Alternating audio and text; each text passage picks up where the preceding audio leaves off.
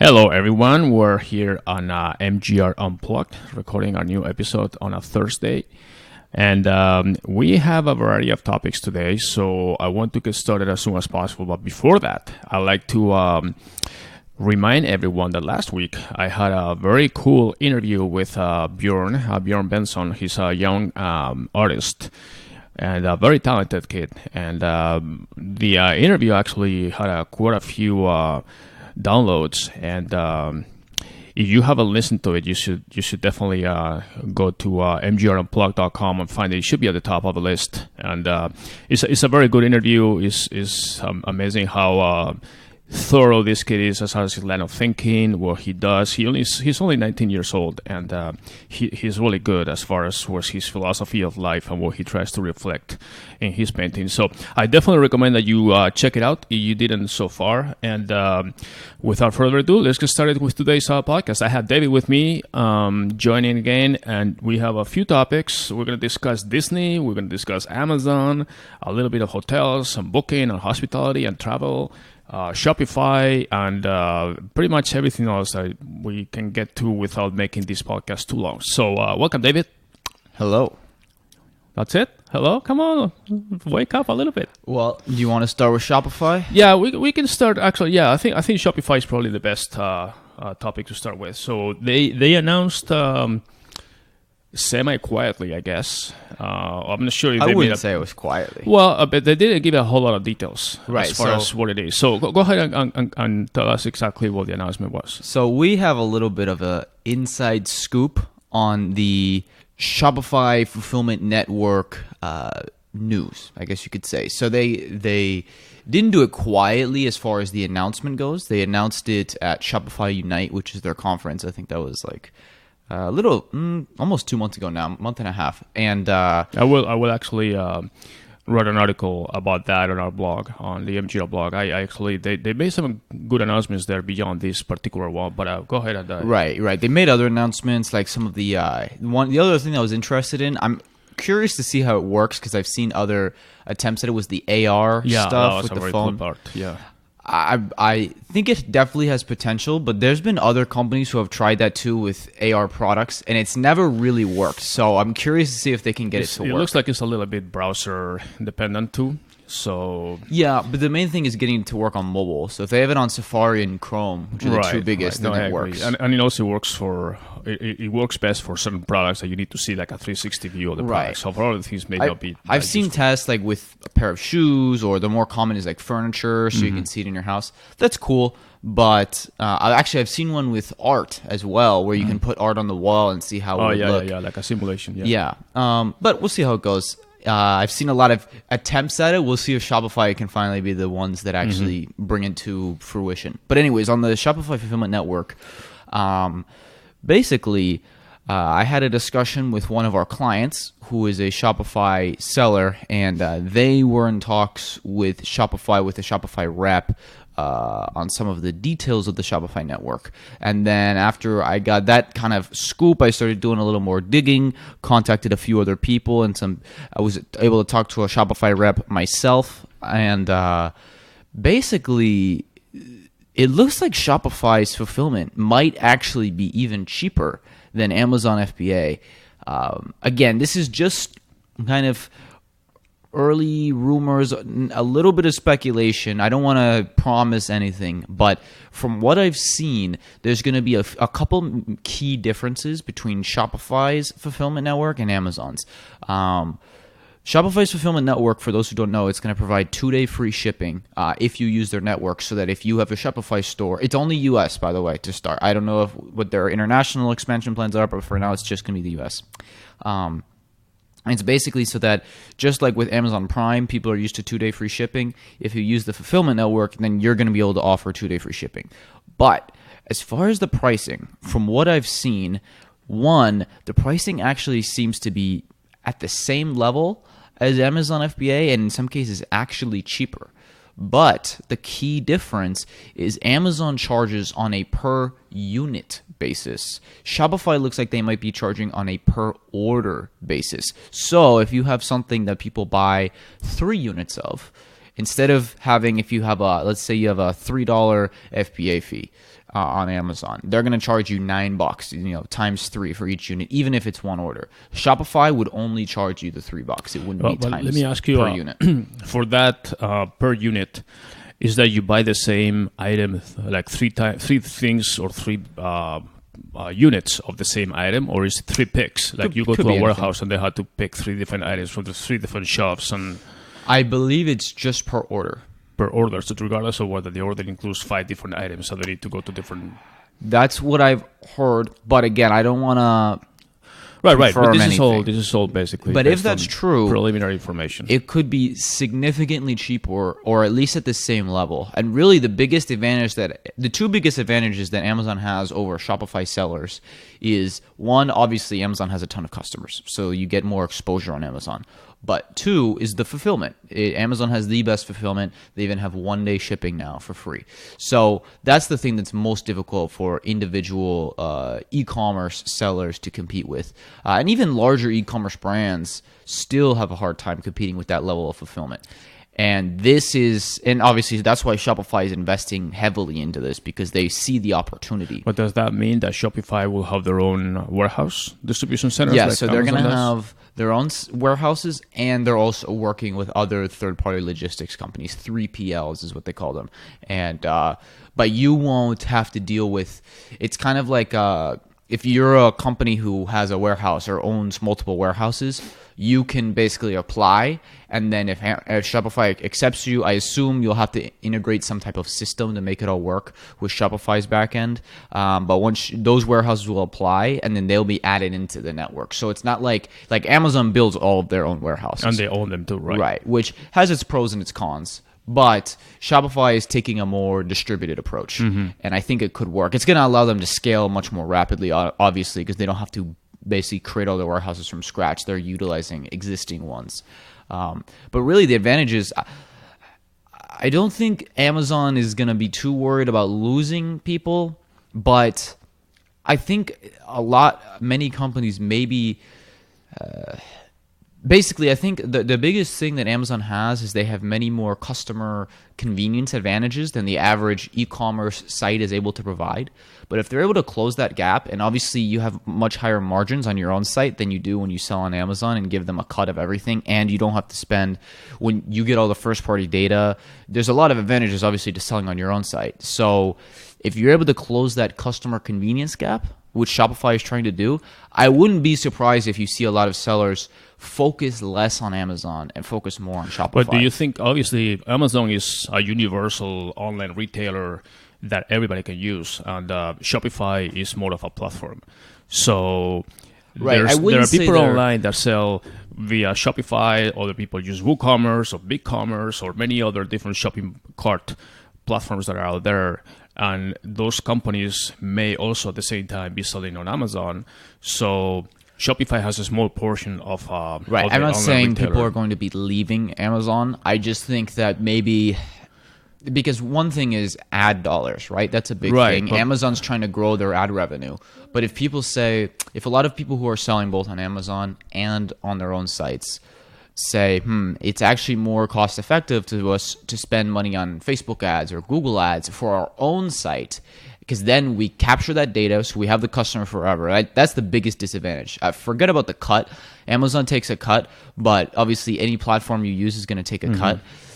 The biggest disadvantage is Amazon doesn't give you any customer data. And if you try to in different ways, a lot of times they can cut you off. And but I'm wondering if Shopify's intent is more than taking customers away from Amazon, because Shopify works with Amazon too. But I think it's direct competitors. No, but it may be more to lure customers from other platforms like WooCommerce to Shopify, from BigCommerce, from Xcart, things like that. Other shopping platforms or shopping cart platforms into Shopify that has a more complete and robust operation. Shopify has direct customers, WooCommerce, BigCommerce, Webflow is growing too, and those are their direct competitors. Obviously, use our platform or use theirs for your website. Amazon, I would say, is an indirect competitor, because while they don't compete directly, Shopify doesn't. You don't go to Shopify.com to buy things, but when you use a Shopify site, obviously a lot of times you're taking away revenue from something that could have been bought on Amazon and vice versa. So they are competitors in a way, but I don't see them necessarily clashing. They work together too. Yeah, they are like, it's almost the same relationship between like online travel agencies and hotels. And we're probably going to touch on that a little later. Yeah, but, exactly. The OTAs that we call, obviously hotels prefer people to book direct. Right. But if they book on an OTA, obviously they don't own the customer in the beginning, but hopefully the customer loyalty comes after the fact. That's a good example. A lot of people, most people don't go directly to hotel websites. They go to hotels.com or whatever, Expedia, whatever. And that's a good example where obviously the hotels are still making money. They're still getting the booking, but you have to give a cut to the hotels.com. And not only that, hotels.com now has all that customer data, and they're going to be advertising to them all the time. Right. And they're not necessarily going to be only advertising your hotel. They'll be advertising everybody. And it's kind of the same relationship with Amazon and e-commerce sellers. Obviously, people sell on Amazon for a reason because there's lots of money to be made there. But I think that this could, like I said, close that customer convenience gap to where more companies will focus their efforts on their own e-commerce sites rather than Amazon.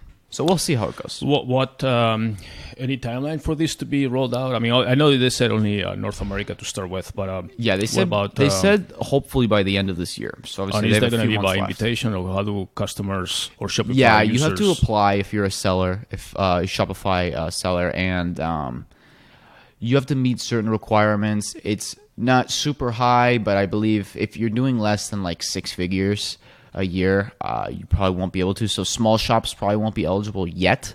But any real player on Shopify who's has a full-time business basically should be able to work. Okay, well that's good to know. I definitely want to be looking for that feature because we have a lot of Shopify clients, and one of their we also have a lot of Amazon clients too, so or both. And one of the things that we always have to factor in is when they list the products on Amazon, there's a whole new array of challenges and things going on. And one of them obviously is the profit margin is much smaller than when they sell direct. So if Shopify provides a better margin and a better way to fulfill on a timely basis, somehow competing with Amazon, not exactly on the same day delivery or 1 day delivery, but if 2 day I think is very good. I think that will be a very viable solution for them. Yeah, I mean, we offer services for all of them, obviously, but I'm very platform or sales channel agnostic. Whatever I think is going to works best is what I'm going to recommend. And right now, Amazon is still a fantastic opportunity. But I see the potential for it maybe more, especially on the ad dollars front, shifting towards Shopify if it makes more sense. And that will hurt Amazon because obviously one of the businesses they're trying to grow the most is the advertising business because it's such a high margin business. So like I said, those are kind of the details that we have right now, but I'm sure there will be more released soon. Okay. All right. So let me segue into Amazon. So we were talking about them now. Shipping and a couple of other topics too. Amazon just announced that they were going to not renew their FedEx ground shipping contract, which comes to, I think it's at the end of this month when it expires. Very soon. And then prior to that, they already canceled their contract for FedEx, basically overnight or express services. That was back in June, I believe. And now they're also announcing that they will not renew, or FedEx is not going to renew the Amazon shipping ground service. So this is almost like Amazon and FedEx that have had this love-hate relationship from the beginning are breaking up completely now. I think it's not that big of a deal because Amazon's biggest shipping partner has always been UPS, not FedEx. I think this is probably a bigger deal for FedEx than it is for Amazon. Well, FedEx is the one that is actually not renewing the contract. Right, because it wasn't profitable for them. Right. That's what they said. And I get that. But UPS has always been the major shipping partner. I think if you looked at the numbers, less than 10% of Amazon shipments were FedEx. So it wasn't the preferred partner. UPS has always been the preferred partner. Plus, one of the major reasons FedEx is doing this is because Amazon has been creating their own fulfillment or shipping company, really. And you've seen it. I mean, I've seen it.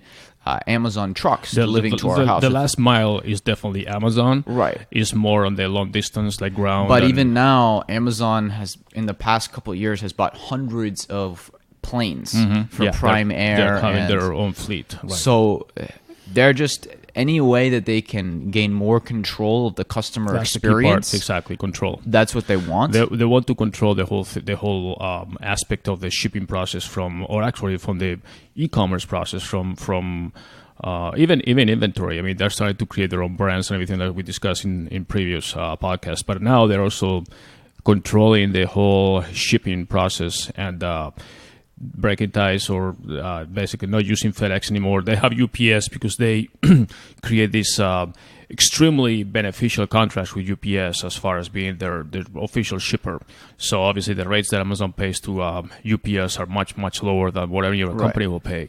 And in addition to that, they're also developing their huge fleet of airplanes and ground transportation. You see these 18-wheelers with Amazon Prime everywhere on the freeways now. They've been smart with their, what you call the last mile, because how it works is it's not Amazon owning. I'm sure many people have seen the Amazon vans. If you haven't, you'll see them soon. But I've seen them, and they're not actually owned by Amazon. How it works is anybody, if you listening out there decide, you know what, I want to get into the shipping business, you apply on Amazon's website, and basically they give you basically buy the truck from them, and obviously with payments, and then I think they take a percentage of your revenue until you pay off the truck. And then there's even people who now have made a whole business out of it, and they own multiple trucks and fleets, and they employ other people to drive for them. So, but they've done it in a decentralized way, so that it's not so much of an upfront cost for Amazon. They're just hiring.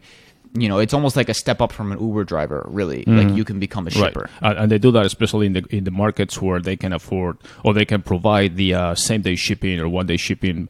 Basically, cities like in Phoenix, we have a if you live in center. A major metropolitan area, you probably have a warehouse nearby. And those vans are taking stuff directly from the warehouse to your house. Right, exactly.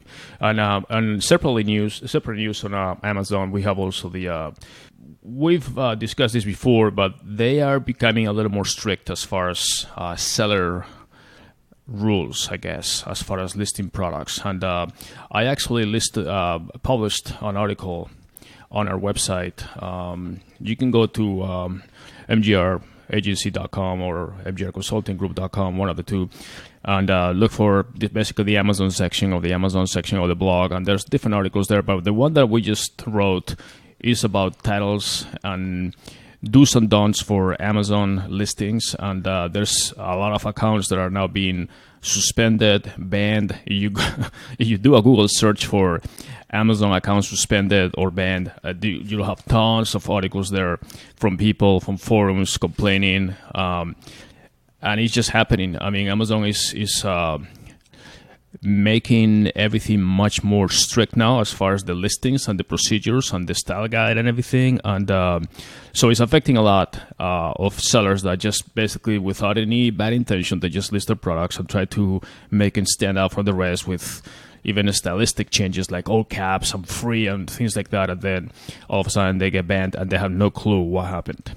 So yeah, unfortunately, the days of, and we were actually discussing this off the air yesterday, but it's unfortunate that you see, because I see these all the time, because obviously, I get targeted with all of these courses all the time from people. Yeah, just in the same with Shopify, like make your Shopify store and get 6 figures in a month, or Amazon, get started today and make money instantly. And I'm not saying it's not possible, but I've been dealing with Amazon for about 5 years now, and the difficulty of basically the barriers to entry are a lot higher, and you have to be the days of the Amazon side hustle, I think, are over. I think you need to be legitimate business. It's a full-time commitment, right? It's not a gig economy, I guess, if you will. Like you can't just come after work and dedicate 2 hours in the evening to your little Amazon gig.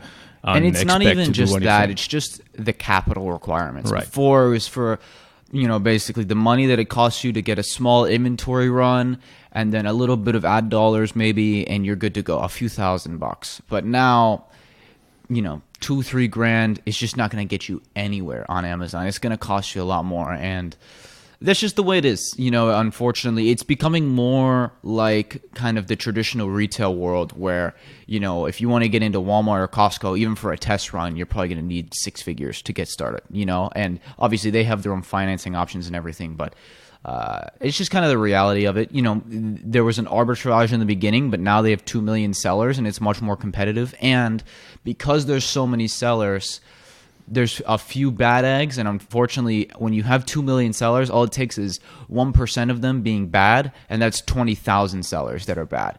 And they have lots of liability problems, and I think we discussed this previously, but they lost multiple court cases recently that said that before was that Amazon was not liable for third-party sellers. So if they buy something like one, I think it was in Tennessee, someone bought one of those hoverboards that were going crazy a couple years ago, burned the house down, and it was from some Chinese company, whatever. They disappeared, right? Yeah. And then basically the court ruled, no, Amazon, you're liable, and they ended up having to pay I think it was $2 million in retribution. Yeah, and policing UPC codes, and I mean, Amazon was pretty relaxed as far as allowing pretty much everybody to just sell things, and now they're trying to get their house cleaned up and all that act together. On the fraudulent side, there's lots and lots of counterfeits on Amazon. Exactly, and they're trying to fight it, but it's very hard. Right, because like you said before, if it was 1% of 2,000 sellers, okay, you have like 20 people that are delinquent or whatever, but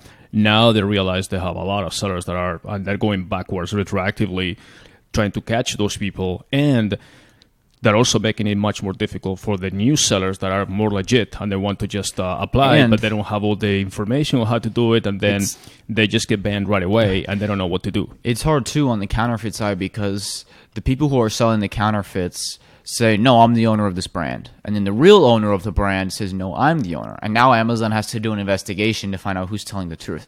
Like, let's put it this way. They still have problems with Nike and Adidas counterfeits, which are major brands. You'd think that of all the brands, that those would be the ones that you're not going to find counterfeits, that they have nailed down. But even there, they still have counterfeit problems. And that's with the huge multi-billion-dollar brands.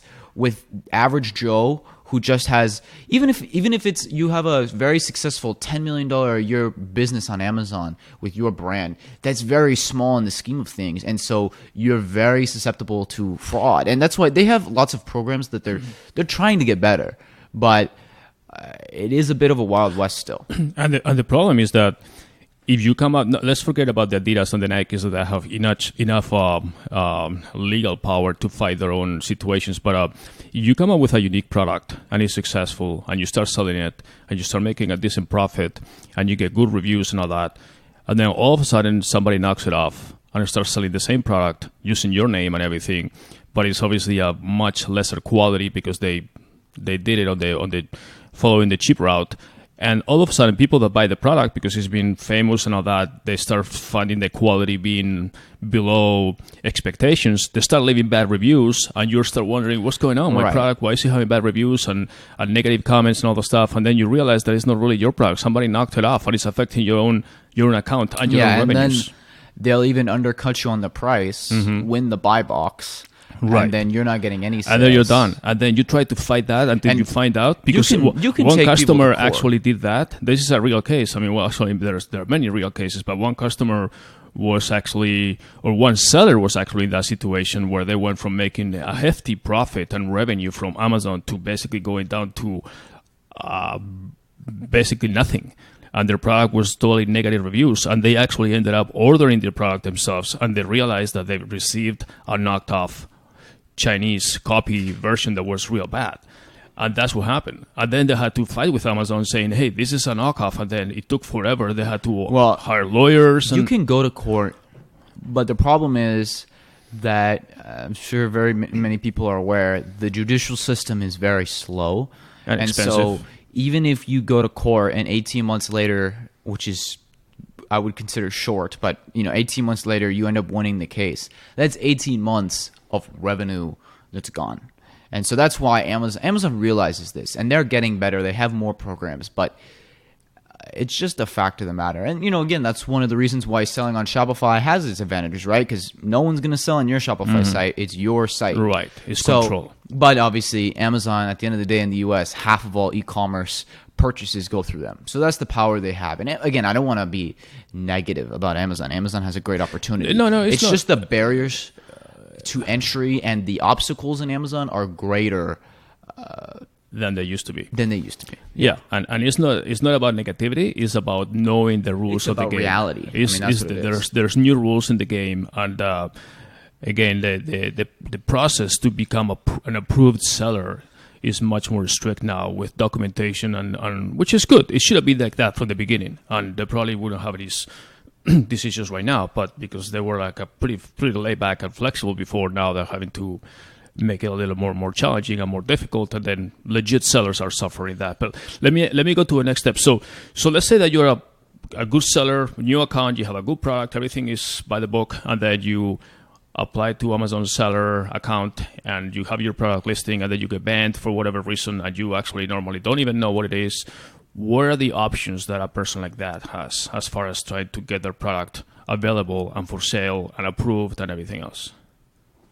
Well, it depends what they got suspended for. Right, but in many cases, they don't even know. I mean, they had to do an appeal process, and they get an email saying... Are you talking about a new seller or an existing seller? Either.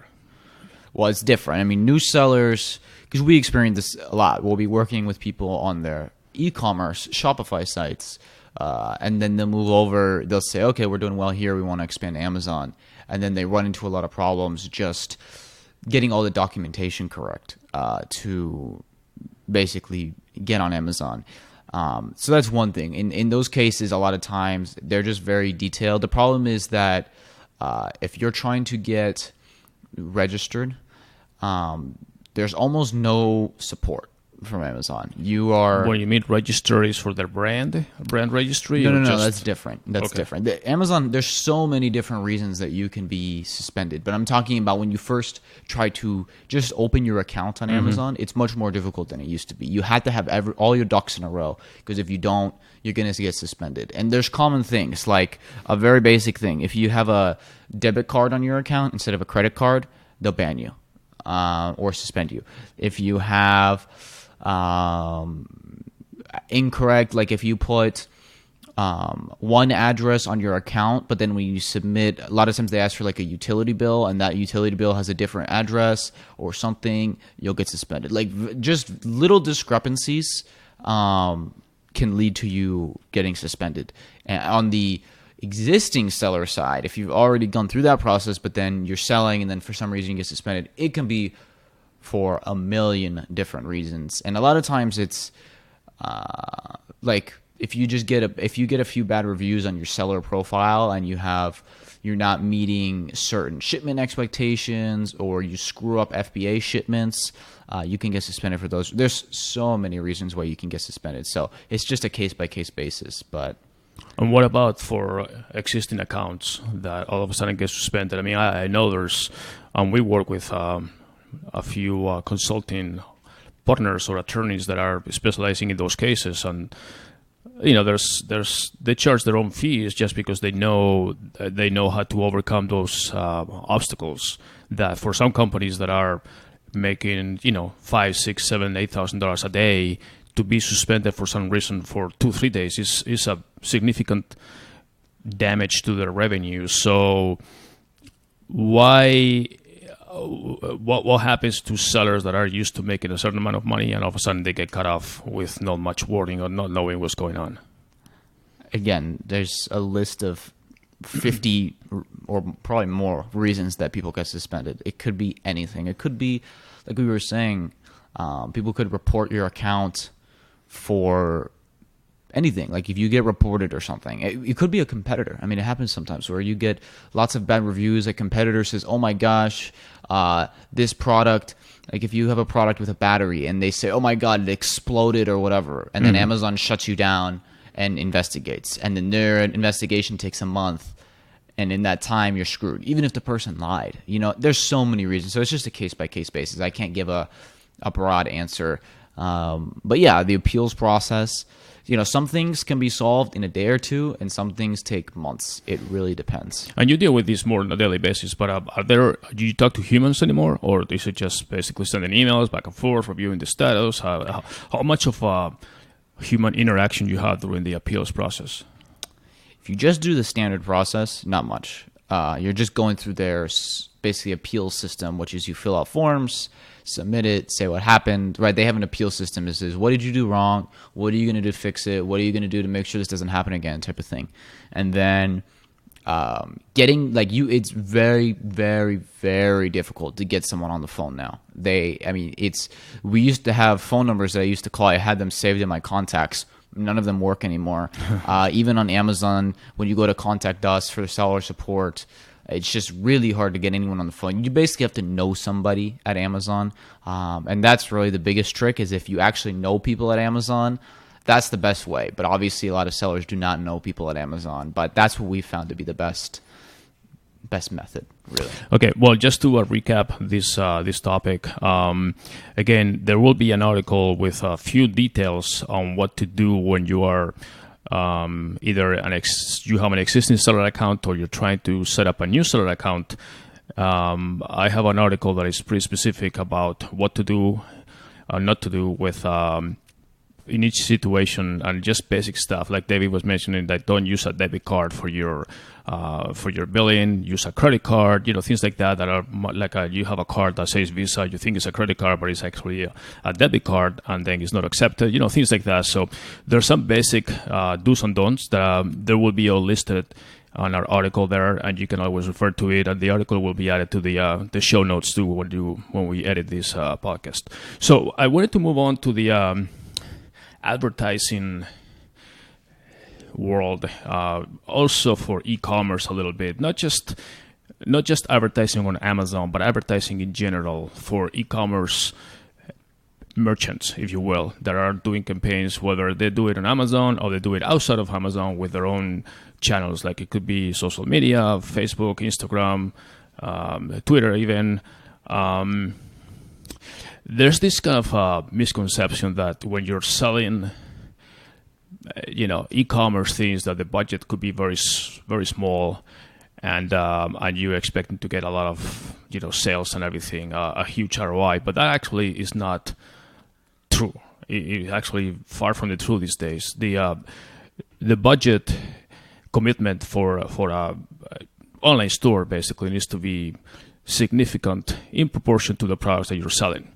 And one of the things that you have to do is actually look at the product you're selling. Obviously, if you sell a low-ticket item, it's different than you're selling something that is a big-ticket item with probably a larger profit margin. So the main thing that you need to look at is the difference between your margin, basically what you sell the product for and what it costs you to create the product, to manufacture the product. And that difference is where it's going to give you how much budget you have for everything else, for promotion, marketing, advertising, overhead, everything that you have within your company. So in your experience, David, as far as social media, even Amazon ads, sponsor ads, and everything else, what do you think is a good ratio of advertising marketing budget for a company as far as a percentage of overall revenues? Do you think a company should say, okay, I'm going to basically dedicate 10% of my revenues to advertising and marketing? At a minimum, I would say 10%. It depends. If you have a brand new product, you're going to have to spend more on marketing, obviously, because people don't know what your product is. And listen, some products are more viral than others, so they get shared more organically, but a lot of products are not. And you have to play with it. Depends on your margins too. If you have a really high margin product, then you can, we have companies that spend 20% of their revenue on marketing because they want to grow quickly and they have the margin to do so. Other companies don't have the margin.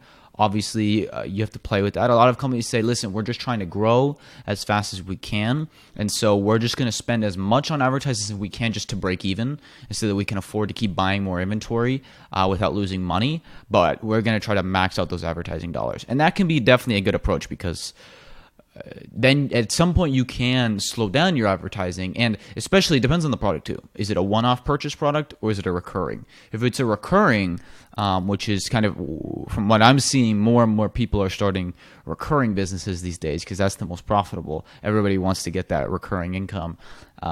If you have a recurring business, then really you have to look at the what's called, there's kind of two terms. Some people go by lifetime value. I don't like lifetime value because when you're a startup, you have no idea what your lifetime value of a customer is. That works if you have 10 years. You don't know the lifetime of your startup either. Well, yeah, but it's like, I see this a lot with companies saying, the classic is the CAC LTV ratio, the customer acquisition cost to your lifetime value of the customer. But when you're a year and a half in, you have no idea what the lifetime value of a customer is. If you have when CAC LTV works is when you're dealing with a company who's been existing for 10 years and they say, listen, we have a goal of 3-to-1, 4-to-1, something like that. Well, but they go by industry standards too. In certain industries and sectors, they can say, okay, the typical customer lifetime value, for example, in hotels, they say it's going to be loyal to a hotel for about 24 months before another offer comes by, whatever happens, and then they try a different brand and then they like it, or cars, or things like that. The industry tells you that the typical customer will stick around for about 2 to 3 years before something happens and they decide to try something different. Well, it depends. It varies a lot, but I would say the better metric that I actually like is what's called payback period. And it's a little different than lifetime value. Lifetime value is the theoretical, basically, value of the customer. Say, okay, they're going to spend, if you have a product that's $50 a month and they're there for 3 years, that's what, $600, that's $1,800 is the lifetime value, okay? But payback period is just what it sounds like. How much revenue do you need from this person to basically break even? Because then anything more than that is gravy. And I like payback period for younger companies much better than lifetime value because you just don't know the lifetime value. But you do know how much it's going to cost to basically get your money back. And so anyways, to get back to the point of the advertising, really you want to look at what the payback period is and see how much you can max out your advertising if you want to grow. Now, not everybody wants to grow as fast as possible. That's fine. It depends on your business goals.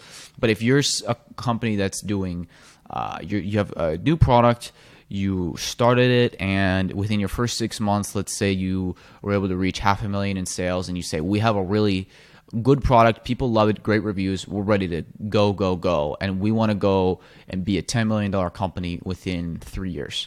Okay, well then obviously you're going to have to really spend a lot to get to that point, or even more, right? If there's plenty. It is the size of the market. Obviously, one of the key factors in advertising budgets is how large an audience you try to reach. And what I recommend to our clients sometimes is let's start with a smaller market, like maybe your local state, your border states. So you limit the sampling of the audience a little bit. And depends then, on what you're selling. Well, yeah, of course, but you want to do you don't want to start a campaign by trying to reach the entire country or entire world or things like that. You want to start with a test audience that represents the proper audience for your product, but in a limited fashion. So anything that you need to learn, you're probably going to learn from this target audience before you expand. I agree, but also in the beginning, and not just in the beginning, even when you've been running campaigns for 2 years, you actually a lot of times don't always know exactly your audience because, you have an idea, but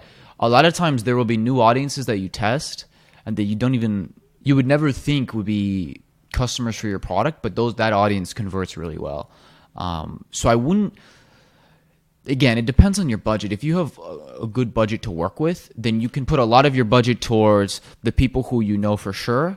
And then you can put, say, 20% of your budget towards, look, maybe this will work. Maybe we can, kind of audience discovery, I guess you could call it. Finding new audiences that you wouldn't have necessarily guessed would be into your product, but are. A good example is say you sell men's products, some type of men's product for 25 to 40-year-old men. That's your core demographic.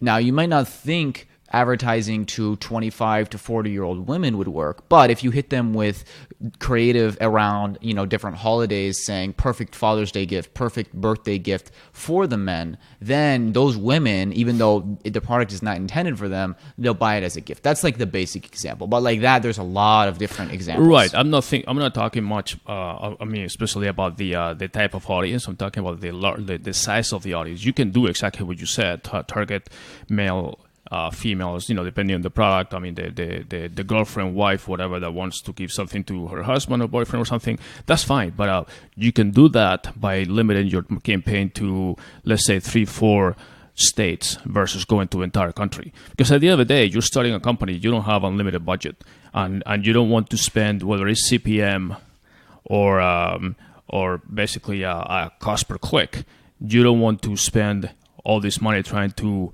experiment with a size of an audience that is 300 million people when you can experiment with 3 million people and see how it works and then expand into other states.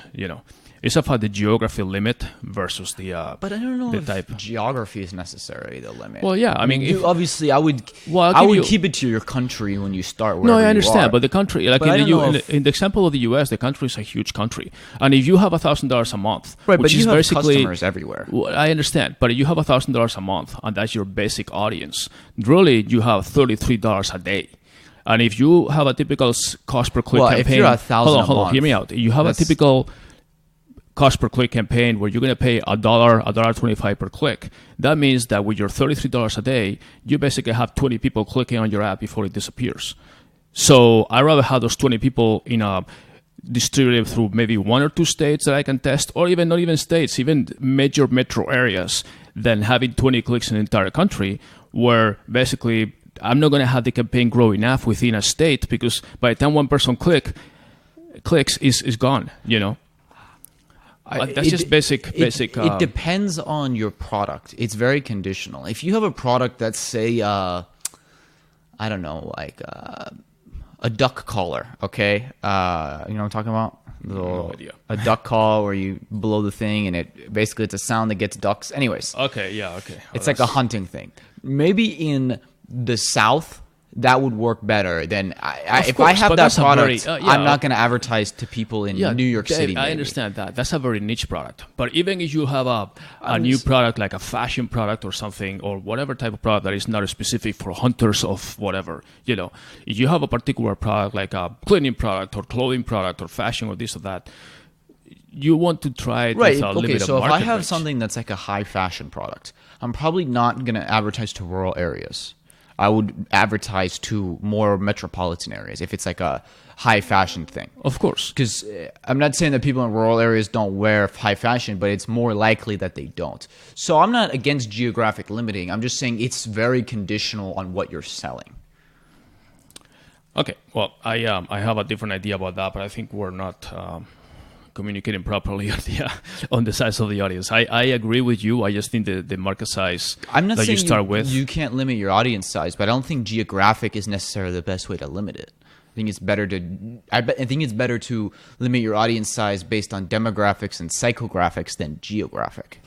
Yes, but you can do both. That's my point. Of course. If whatever you do, if you have your ideal target audience and you say, okay, let's say for this product, I'm targeting male professionals between 25 and 55 years old, active, they like sports, like adventure, they like dining out, whatever the product is for this kind of demographic. Okay, I have my audience there. Now I'm going to find these people in 3 states versus 51 states. That's my thing. The type of the audience is the same, except that you say, I'm going to test it in a limited geographic area to see what works or what doesn't. It's like a focus group, but you do it with certain states. So if you only have $50 a day to spend in advertising, you're not going to spend the $50 in 50 states because it's 1 click per state, and it's not enough sampling for you to get any significant data. Whereas if you say, I'm going to limit this to even 1 city, I'm going to see more or less if it works, or another city or something, and then you start expanding and learning from that and expand to other a wider demographic area. But anyways, that's the different campaign strategies. I mean, it obviously depends on the product and what you're selling and all that stuff. So that's fine. But the main point is that campaign budgets need. Right, but I mean, you're talking about when you said $1,000 a month. It depends. Like if you're doing Facebook, that's like bare minimum what you should be spending. Well, yeah, I agree. With $1,000 a month, yeah, you're gonna have to be really limited. But if you have $10,000 a month, of course, then you can take 8,000 and do your main core audience, and then take 2,000 and do audience discovery, and just do a more broad audience. Of course. Say, okay, I don't know, this is going to be very top of the funnel, and we're just going to try to see if any of these people convert. No, I understand, and you can have different budgets for branding versus, retargeting and all that stuff. I mean, it obviously, the more budget you have, the more you can segment your audience and test and A/B testing and all that stuff. But I agree, $1,000 a month today means absolutely nothing. If you have $1,000 a month, I would focus almost all on retargeting until you're able to spend more. I mean, I would do mostly retargeting. Right, but to get to retargeting, you need to target first. Right, so you need to build a list. You don't need to get to with $1,000 a month. I would, if you're starting like from zero, you have no customers. Exactly. Obviously, you're gonna have to do some prospecting. But I would do enough prospecting until I get some people on my site, and then just ramp up that retargeting. It's always better. I would my goal, if I only have $1,000 a month, that means I don't have a lot of budget. That means I'm not making a lot of money. Mm-hmm. My goal is just to maximize, because when you have different campaign sizes, if you're dealing with a huge campaign with, obviously there's different levels, but if you're spending 20, 30, even more thousand a month, you can have different goals and different allocations. One is just for top of the funnel. You're really not expecting much of a return on that. You're just trying to get awareness for your brand. But when you're at $1,000 level, you just need to be maximizing the ROI. That would be my only goal. Right. And that actually is a good point, because that leads me to another topic or another sector that I wanted to discuss during this podcast, which is hotels and travel. Talking about retargeting, you know how all the hotels are having a struggle trying to get people to book direct. I mean, the online travel agencies and now the Metasearch engines are dominating the travel booking space, to the point that the independent properties, hotels and resorts are having a hard time trying to get people to book direct. I mean, and they don't have enough budget. That's basically the point. They don't have enough budget to compete with these mega moth companies that are just basically their whole budget is advertising. The budget that Expedia has to advertise hotels in a city, which is what people look for, is huge, and no hotel will be able to match it anytime. Booking, is it Booking.com or Expedia? Which one's bigger? I think Booking.com's bigger. One of those two. I think it was Booking, actually. Well, they all own a number of holders. Right, but I think Booking.com, the parent company, is the biggest Google ad spender, search spender in the world. But keep in mind that all these, they have their own... first of all, the difference between online travel agencies and Metasearch. A Metasearch engine, which applies to any industry, but let's stick to hospitality, is a search engine of search engines, basically. So some people think that... TripAdvisor or Trivago and all these ads you see on TV are for, that's an online travel agency, which is really not, in fact, an online travel agency by the mere definition of an online travel agency. Online travel agency is no different than the old-fashioned travel agency that was a store that you go in with a bunch of posters from different cities in the world, and you go there to an agent and you say, hey, I'm planning a vacation, and they book your flight and your hotel and everything else, and they give you these paper tickets and all that stuff. That was the old style travel agency. When they became online, it's just basically like online shopping. You go online and book your hotel, your rental car, your airplane, and everything else. The Metasearch engines like the Trivagos and TripAdvisors and Google Hotel Ads and all that stuff, and those are the ones that actually search the internet for the best offers, and then they list them for you. But then what they do, they don't actually book direct. They actually send the traffic to your property. So even though they have a commission, because you need to advertise with them and be present and to be at the top 4 listing or something, which is the one that gets the best results, you need to pay, like in any other campaign. You pay per click and all that. But then once people decide to book your property, you own the customer, which is what we said before with Shopify and Amazon and all that stuff. So the hotel actually gets to keep the booking and own the customer. So it's a trade-off, because the hotel is saying, okay, well, I'm going to pay whatever percentage or whatever budget to a Metasearch engine, which means that, yes, I'm going to end up having a direct booking, which is what I want. But hopefully, after that initial expense to advertise through the Metasearch, that customer is mine. And I can market the customer not only in the future, but also from the moment they book until they come. I can start upselling offers, offering different amenities and things like that, and then I can continue marketing that same customer in the future. We're talking about customer lifetime value and all that stuff, because I own the customer. So we were talking about this the other day, but if you were to open MGR Hotel, okay, and this is your hotel, you completely control everything, and we were talking, because obviously, we're in client service, and I think anybody who's in client service knows that you're not always going to get your clients to do exactly what you think is best. And that doesn't mean we're not always right either, but you kind of have to work with that. But if it was MGR Hotel or Hotel MGR, what would be the marketing strategy? Because my idea would be I would have pretty much 2 major budget allocations and 1 minor. The minor would be just to the branded search terms, like you said. If someone's searching MGR Hotel, exactly, I'll advertise for that. But other than that, I'm not doing any search ads. I'm just putting all that budget to Metasearch. To me, it's very clear. Yeah, I would do branding ads, like very little hard selling on Facebook. I would just try to do lots of branding ads, lots of top of the funnel stuff, and then maybe a little offers on the retargeting end into existing customer database. But I would just do tons of branding on Facebook, and then go hard on the Metasearch for my budget. And that would be pretty much most of my strategy. It's not exclusive. I mean, you can do, obviously, all of them. Well, you're limited to budget. That's what I mean. Right. But what I would do, and this is not what I would do, but it's what I tell our customers to do, even though it's not our most profitable option, because obviously we're dedicating or sending people to Metasearch, which is a third-party advertising platform. But if it were me, like I say, if it was me advertising my property, what I would do is anything that is a branded term, I will keep myself, because I don't want anybody to be taking credit or advantage or profits from me for the brand that I own. So if people look for MGR Hotel, or let's just say a real hotel like West Indies or whatever, because they have heard about it, they've been there before, whatever, you've already kind of earned that customer. Right, I agree with that. So you want to keep that, because A, you're going to pay less per click because you own the brand or the branded term, and secondly, your conversion rate is going to be higher. Exactly. So I don't want to subcontract that kind of campaign to anybody. The ones that are more wide range campaigns, specifically the location-based campaigns. Right. When you go to Google, which is what everybody does, and says hotels in San Francisco, that's where Metasearch is going to be there. You're never going to be, the first 4 ads are going to be the huge online travel agencies or Metasearch engines that are there, like Expedia, Trivago, TripAdvisor, whatever. But then you're going to have the Metasearch block with the first 4 hotels, and then you get lost in all these hotels and all these choices, and a little map with all the pins and all that stuff, and you see the rates and all that. That's all Metasearch. So when you go there, it's very hard for the small hotel or even the large hotel to compete with the first page, because no matter how much you do, as far as paid, forget it. There's no way you can do that.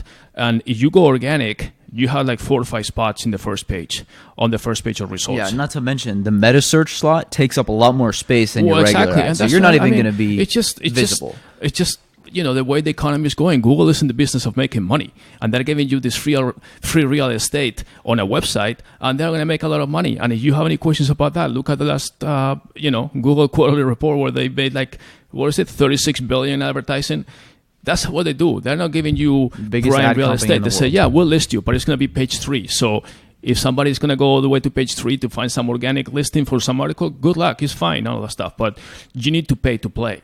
So as far as my budget will go to, I would say Metasearch for now, at least, for all the location terms, hotels in this and that or whatever, and try to pay enough to be in the top 4, because then you need to click on view more and it's below the fold, whatever. That's kind of dubious. There's different theories about that.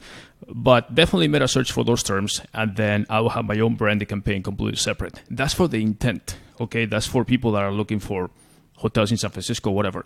In addition to that, I will definitely do, as you said, social media, which is more on interest, because social media is more viral, and then you can check with people and have a whole social media campaign. There's no Metasearch for social media. It's all based on audiences. And it's visual. There's no visuals on Google. Exactly. And you can make your audience demographic and target much more granular to a certain extent that you will do with Google in certain areas. And especially doing for interest topics. So you can have a lot of audiences and lookalikes and everything else that we do with social media, where you can not only select your target, but also you create friends of friends and everything else, and you have pictures and you have testimonials and all that stuff. And then it's a different environment that is much more social. That's where it's social media. So that will be my approach. And the goal is to get the customer through the door no matter what.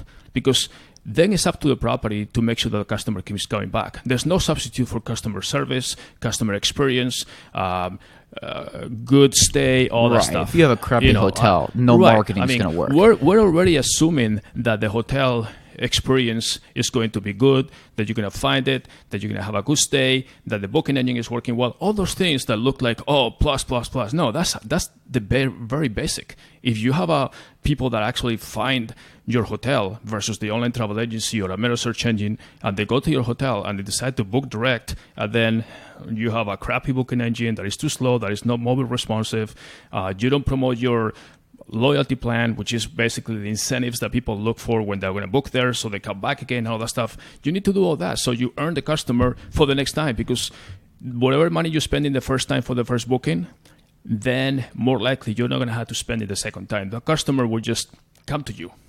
I was going to ask you, actually, now that you mentioned the loyalty plans, because you wrote an article too about that recently, and how you wouldn't think that the smaller hotels would be able to, right? Obviously, Sheraton or Marriott or, big chains have their loyalty programs.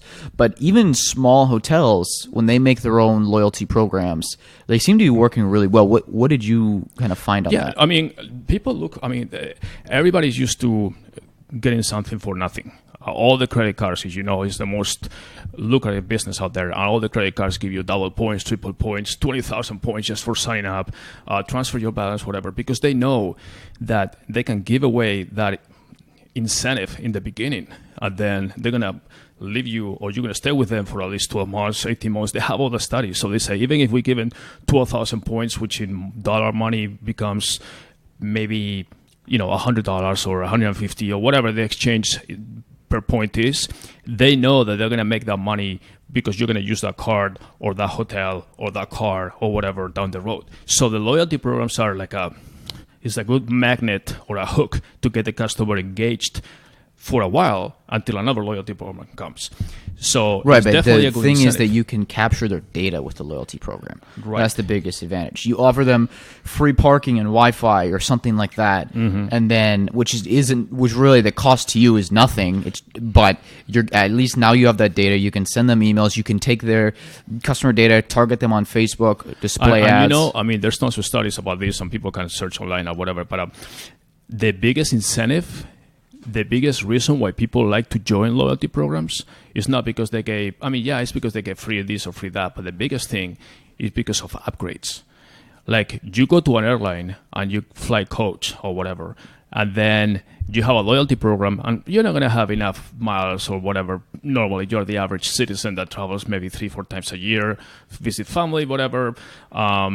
So you're not going to accumulate enough miles to get like a free ticket here and there, but you probably have enough miles to say, okay, you know what, this trip that is from coast to coast, if I can use my miles and go from coach to first class, that'd be great. Yeah, there's nothing better than getting upgraded to business class or first class. So that's what they use, because that's something that is more affordable, and you're never going to pay twice or 3 times the cost of a ticket to upgrade to another class, but you'll pay with the miles, basically. So that is one of the biggest things. And for hotels, it's the same thing. You get a normal double bed room or something, and you can upgrade using your loyalty plan to basically a suite. And then you say, you know what, this vacation, I want to have a better room, more room, or a larger living space, whatever. So you get an upgrade. You're still thinking about or planning on spending 3, 4, 5, 6, 7 days in a hotel, but instead of a normal room, you say, I'm going to just upgrade using my miles or my points or whatever you have with loyalty programs. So that's the number one thing used for them. And then obviously people like to be able to use the points for other things that are not just the rooms. Like they can use it for restaurants. They can use it for a round of golf. They can use it, throughout the property for whatever they want, dining and things like that. So, but yeah, the loyalty program is a big incentive. That's why hotels will spend or will forgo the fee of being on Metasearch or even an online travel agency, But then their task is to earn the customer after the fact. Even if it comes from an online travel agency, which is the worst because they're paying fees as high as 30% sometimes, which basically means that by the time the guest stays in the hotel, their profit is almost nothing or very little, depending on the season, on the rate for the room. If they do a good job and the customer experience is good, that customer that came from hotels.com, next time there was a little bit of searching blindly which place to stay, location, this and that. Right. Ultimately, next time they will say, you know what? I stayed at the Westin San Francisco in San Francisco and I loved it. And next time they're going to search for that property. Of course. Ultimately, the best marketing is a great product. Right. But the thing is that people need to start thinking long term. That's the key. What happens is that the challenge is that everybody's looking at making this ROI or return investment today. And sometimes that ROI is going to come in 12 months. You need to start planning a little more long term. And one of the challenges that a lot of people that are making these decisions of where to spend the money, they don't even have that long term tenure themselves. It's like we were talking sports too. It's like you're making decisions that will be beneficial in 2, 3, 4 years, or maybe they completely fail in 2, 3, 4 years. But the problem is that you don't know if you'll be at the same job in 2, 3, 4 years. So you're looking more at being looking good today, this month, next month, the following month, more than saying, you know what, I'm investing a lot now, just so in 12 months we have all these customers. We discussed that because a lot of, I'm a big basketball fan, and a lot of GMs will basically just, like, if they have a lot, like the Lakers recently traded a ton of draft picks from 2023, 2025, 2026. Okay, the Rob Pelinka, who's the GM now, knows that if he doesn't make this team with LeBron good right now, he's going to get fired in a year or 6 months. He's not going to be dealing with the consequences. He doesn't care about the 2025. Exactly. But that's on the in the real world, in the hotel world, or any business. It's really on the it's on the leadership. It's on the ownership to decide, because they're the ones who are going to be on the hook ultimately if things go badly. So they have to have the long-term mindset and hire people and incentivize long-term thinking. Everybody needs to be on the same page, because if you're just looking good month after month on a 30-day term basis, I guarantee you're not going to do any business in a year or 2 years. The bigger companies, the ones that are beating you to the punch, are the ones that are thinking now 12, 24 months. Google is planning their strategy now for 2025. The fact that Google has become a sneaky online travel agency themselves is incredible. You go to google.com travel and you have flights or something. Not to mention Amazon is doing it now too. Yeah, exactly. These companies are starting to dominate everything. And it's convenience. Like you said, it's basically making it easier for customers, for clients to get what they want done, whether it's purchasing something, booking a flight, getting all the information. And if you are sending them from A to B, and then the third-party booking engine, and this over offer, and then the terms and conditions are confusing. No, just do this. This is the rate. Pay now, and you're done. It's very simple, and especially invest in campaigns and budgets and marketing that will work beyond a 12-month time frame. Otherwise, sorry, you're going to look good today, but the yes man today will be the reasons why you're under the radar today are the reasons that are going to make you disappear tomorrow. It's a balance. You have to do what keeps the doors open today, but you always have to make sure that you're focusing on the future and not just what's right in front of you. Because if you don't, then you're gonna miss out, basically. Right. All right, one more thing, David, before we leave. And I know that and this is something that I need to kind of learn myself, because I didn't listen to the whole story. But I know Disney made some announcement earlier this week about streaming a bundle. And I know we talked about the Disney Plus is the service. Yeah. And I'll be talking about this probably more on my podcast, which will come out soon. But basically, if you didn't hear, Disney announced a bundle between Disney Plus, ESPN Plus, and Hulu. For those who don't know, Disney bought Fox last year, and part of that was now they ended up buying out Universal's stake in Hulu as well, and part of the Fox deal was Fox's stake in Hulu. So basically, Disney owns Hulu now. And so they're offering a bundle for $12.99, basically $13 a month for Disney Plus, ESPN Plus, and Hulu, which happens to be the same price as the standard option of Netflix, which is the plan that most people have. So for $13 a month, it's a major competitor. It's a major alternative, that's for sure. Now, I'm not saying that Netflix is going to lose a ton of people, but they did for the first time in 7 years lose subscribers in North America. They reported last quarter. So we'll see what happens. I think the major thing is that the other competitors, the CBS All Access and HBO Max that they're trying to roll out, and all these other media companies, I don't think they're going to be able to compete with Disney. And I think the majority of consumers will probably pick 1, 2, maybe 3 at the most streaming services and say, okay, these are the ones I have. And if people already have Prime, which a lot of people do, half of Americans now have Prime, and then they have Netflix, and they say, okay, maybe I'll get Disney. But I don't think they're going to be going more than that. And that's the real challenge. That's the real thing. And I think Disney's winning the game massively because they could charge $20 a month for this, but they're charging $13 because they want the customer data. That's getting back to the first party data. They want the customer data. They want to own that relationship, and they want to win the streaming game. And I think that they will. Is this also starting in November when Disney Plus starts, or? I'm not sure. Maybe. I mean, I know Disney Plus comes out in November. ESPN Plus and Hulu already exist, obviously, so probably in November then. I'll have to check on that. I'm not 100% sure. Okay. All right. Well, that's it for today. I think we've covered pretty much everything we wanted to do. As always, all the show notes will be on the website, mgredge.com, and you can also reach the podcast by going directly to mgrunplugged.com. And I have another podcast interview. I'm recording it this weekend, I think.